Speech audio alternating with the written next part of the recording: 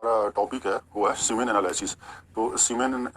Test को हम हिंदी में जो बोलते हैं वो वीर की जांच बोलते हैं, यानी कि वीर की जांच के बारे में पढ़ेंगे कि लेबोरेटरी में सीमेन का टेस्ट कैसे होता है और माइक्रोस्कोप में कैसे जो है वो स्पर्म दिखता है और शेप साइज कैसे होता है और कितना काउंट होना चाहिए जो है वो प्रेगनेंसी के लिए। ये सब सारी चीजें हम लोग जानेंगे इसमें सीमेन टेस्ट। तो जो सीमेन टेस्ट को जो है बहुत सारे नामों से जाना जाता है, जैसे कि सीमेन टेस्ट हो गया, स्पर्म काउंट हो गया, स्पर्म एनालिसिस हो गया, या मेन फर्टिलिटी टेस्ट। तो ये सब सारे टेस्ट से नाम हो जाता है। तो जो सीमेन टेस्ट होता है बेसिकली इसका जो पर्पस होता है इसमें देखा जाता है कि जो सीमेन के अंदर जो स्पर्म होता है उस स्पर्म का क्वालिटी और क्वांटिटी देखा जाता है कि कितना है, और अगर है भी ये क्वांटिटी, अगर है नॉर्मल क्वांटिटी है तो कितना जो है डिफेक्टेड है और कितना जो है वो सही है, जो एक वुमेन को जो मतलब एक प्रेगनेंसी के लिए वो सुटेबल होता है, वो चीज़ देखा जाता है कि कितना स्पर्म जो है वो सुटेबल है। बेसिकली ये टेस्ट जो है वो मेल को इनफर्टिलिटी टेस्ट के लिए होता है कि, और इसमें जो होता है वो 3 प्रकार का जो मेजर जो होता है स्पर्म का जो होता है वो एक होता है नंबर ऑफ स्पर्म की कितना जो है सीमेन में स्पर्म है, कितना काउंट है स्पर्म का। दूसरा जो है कि स्पर्म अगर है नॉर्मल तो उसका शेप कैसा है, डिफेक्टेड तो नहीं है। और तीसरा जो है वो देखा जाता है कि जो मूवमेंट ऑफ स्पर्म, यानी कि जो स्पर्म की जो मोटिलिटी है वो कितना स्पीड से और कितना जो है वो डेड है और कितना जो है उसका मोटिलिटी है, कितना मूवमेंट कर रहा है। तो इन तीनों का जो इमेज है वो माइक्रोस्कोप में कैसे दिखता है, यानी कि नंबर ऑफ स्पर्म काउंट और शेप कैसा होता है और मोटिलिटी कैसा होता है, वो लेबोरेटरी में कैसे माइक्रोस्कोप में दिखता है। तो वीडियो के अंत में जो है वो मैं इमेज दिखाऊंगा उसको कि लेबोरेटरी में कैसा दिखता है वो। तो सब सारी चीजें इसके लिए आपको अंत तक वीडियो देखना होगा। तो जो सीमन टेस्ट जो होता है बेसिकली क्यों किया जाता है, तो उसके लिए है कि जो इनफर्टिलिटी टेस्ट के लिए कि अगर कोई कपल या मैन जो है वो करीब 1 साल से जो है वो बेबी एक्सपेक्ट कर रहा है लेकिन उसको बेबी नहीं हो रहा है, तो उसको हम बोलते हैं कि वो इनफर्टिलिटी है। तो उसको चेक करने के लिए कि क्या रीजन हो सकता है, तो उसके लिए जो है वो किया जाता है सीमन एनालिसिस, कि उसके सीमन में जो है स्पर्म नॉर्मल है या नहीं है, ये सब चेक करने के लिए। और दूसरा जो होता है वो होता है कि अगर कोई नसबंदी कराता है तो उसमें भी चेक किया जाता है कि नसबंदी जो है उसका सही से ठीक से हुआ या नहीं हुआ। क्योंकि नसबंदी में क्या होता है कि जो स्पर्म जो सीमेन निकलता है तो सीमेन में स्पर्म होता है तो उस स्पर्म को जो है नसबंदी में मतलब वो बंद कर दिया जाता है। तो वो चेक करने के लिए कि कहीं सीमेन में जो स्पर्म तो नहीं आ रहा है, तो उसको चेक करने के लिए भी जो सीमेन एनालिसिस टेस्ट किया जाता है। और इसके लिए जो सैंपल रिक्वायरमेंट होता है वो क्या होता है कि इसके पहला और जो बेसिक चीज होती है वो होता है कि जो आपको जो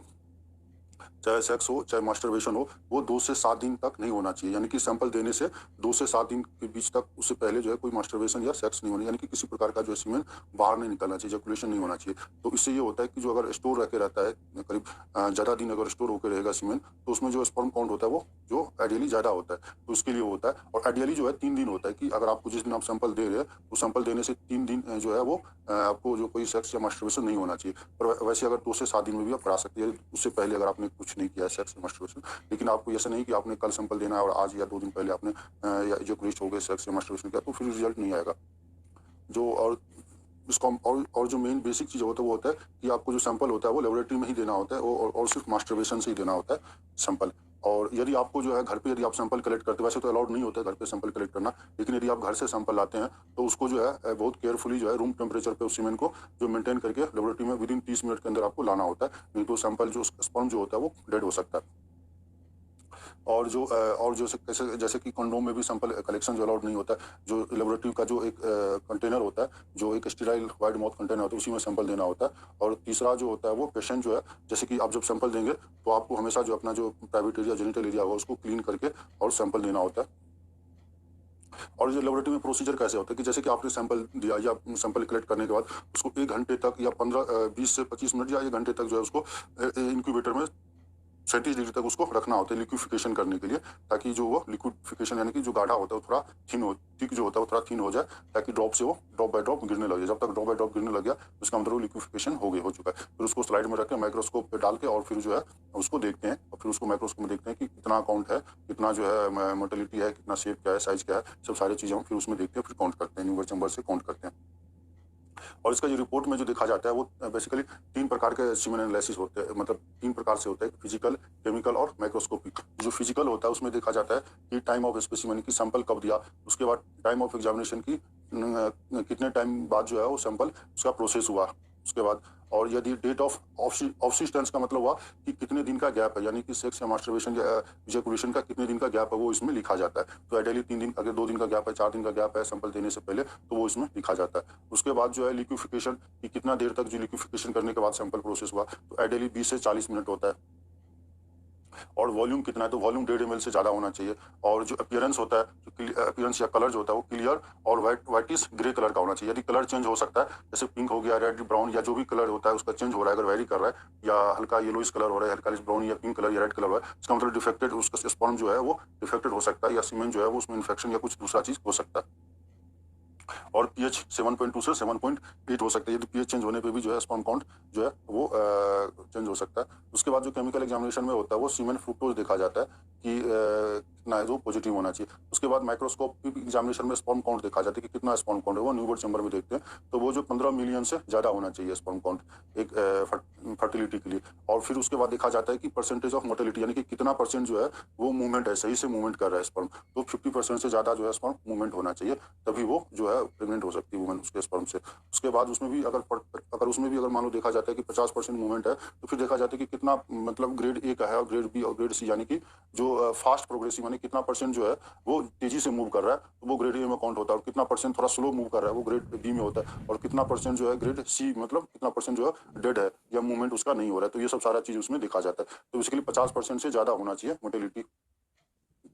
उसके बाद जो वाइटलिटी होती है वो 50% से ज्यादा होना चाहिए, क्योंकि एग्लूटिनेशन नेगेटिव होना चाहिए। उसके बाद जो पस सेल्स, रेड ब्लड सेल्स और एपिथेलियम सेल्स, ये सब जो है नील होना चाहिए। यदि ये पॉजिटिव है, इसका मतलब उसके स्पर्म में सीमेन में कुछ ना कुछ इन्फेक्शन है, बैक्टीरियल इन्फेक्शन होता है, तभी ये पॉजिटिव होता है। उसके बाद जो मोर्फोलॉजी होता है, जैसे कि शेप, तो शेप में जो है करीब जो है जो सेब जो है वो 4% से, यानी कि जो है वो 50% वैसे देखा जाता है कि जो है ये जो है वो होना चाहिए। 50% जो है सेब जो नॉर्मल होना चाहिए, और यदि 50% कम सेब नॉर्मल है तो फिर एबनॉर्मलिटी में हो जाता है। फिर उसमें देखा जाता है कि कितना परसेंट जो है नॉर्मल है और कितना परसेंट एबनॉर्मल है, और फिर कितना परसेंट हेड डिफेक्टेड है, कितना परसेंट नेक डिफेक्टेड है, कितना परसेंट टेल डिफेक्टेड है, तो सब सारे काउंट करके इसमें देखा जाता है। अब ये देखिए, ये जो है माइक्रोस्कोप में यदि हम सीमेन को मतलब देखेंगे, स्पर्म को इस टाइप का दिखेगा, तो जो नॉर्मल जो स्पर्म होता है वो एक इमेज है जो नॉर्मल वाला, और एक जो है इसमें लो काउंट है, इसमें दिख रहा है कि लो काउंट, और इसमें छोटा छोटा दिख रहा है वो स्पर्म है जो मूवमेंट करता रहता है। और दूसरा इमेज है जो डिफेक्टेड स्पर्म है, यानी कि ऊपर वाला जो है जिसमें हेड डिफेक्टेड है, नीचे वाले में टेल डिफेक्टेड है, तो ये सब काउंट नहीं हो सकता। यदि अगर स्पर्म है भी और डिफेक्टेड है, तो उससे भी जो है प्रेग्नेंट नहीं हो सकता कोई लेडीज उसके स्पर्म से। जैसे जैसे इसमें है कि आपको जो है इसमें जो हेड है वो बड़ा है, इस एक हेड में छोटा है, एक में 2 हेड है और एक में 2 टेल है, तो ये सब जो डिफेक्टेड है। और नीचे वाले में देखिए कि एक में जो घुमा हुआ है, मतलब कॉइल्ड टेल है, किसी में छोटा हेड टेल है, किसी में जो है ज्यादा पतला हेड है, तो ये सब सारे डिफेक्टेड, किसी में 2 हेड है, तो ये सब अगर है तो फिर जो है वो स्पर्म होने का भी कोई फायदा नहीं होता उसके स्पर्म का। जो तीसरा इमेज है वो है मोर्टेलिटी कैसे देखा जाता है। तो मोर्टेलिटी का grade A, grade B, grade C मैंने बताया था।